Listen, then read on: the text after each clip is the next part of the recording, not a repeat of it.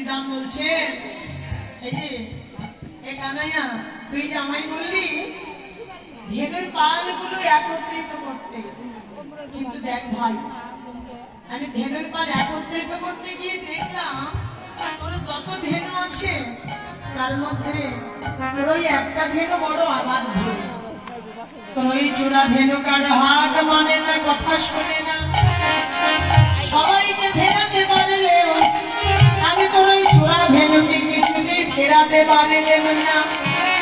তো দয়া করে এখন তোর ধেনু তুই ফেরা রে গানা, তোর ধেনু তুই ফেরা রে গানা, এখানে তোর ওই চূড়া ধেনু কারো হাট মানে না, তোর ধেনু তুই ফেরা রে গানা, তোর চূড়া ধেনু কারো হাট মানে না, তোর ধেনু ফেরা রে গানা। আসলে ওই ধেনুটার আসল নাম কি? এই ধেনুর আসল নাম হচ্ছে কামধেনু। তবে উনির কথা সবাই শুনলেও উনি আবার সবার কথা শোনেন না,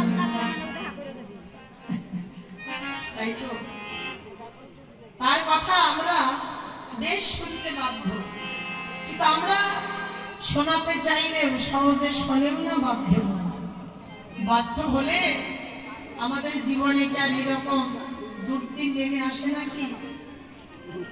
দেখবেন শ্রীমদ্ ভগবত গীতায় ভগবান শ্রীকৃষ্ণের প্রতি একদিন সখা অর্জুন প্রশ্ন করেছিলেন, হে সখা, এই জগতের কোনো ব্যক্তি কোনো অধর্ম কুকর্ম পাপ কর্ম করতে না চাইলেও অনিচ্ছাবশত তাকে পাপ কর্মে কে লিপ্ত করে?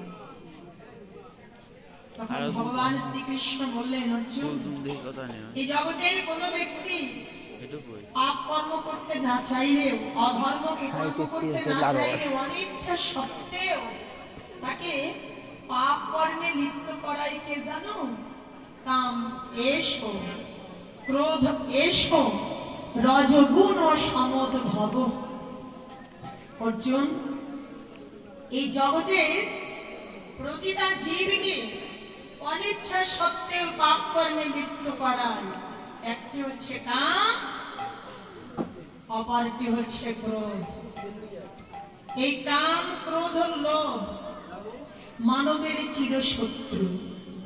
না চাইলেও অনিচ্ছা সত্ত্বেও এই কাম, ক্রোধ ও লোভ জীবকে পাপ কর্ম করতে বাধ্য করে। কাম মানবের চিরশত্রু, যেমন ময়লা দর্পণকে ঢেকে রাখে,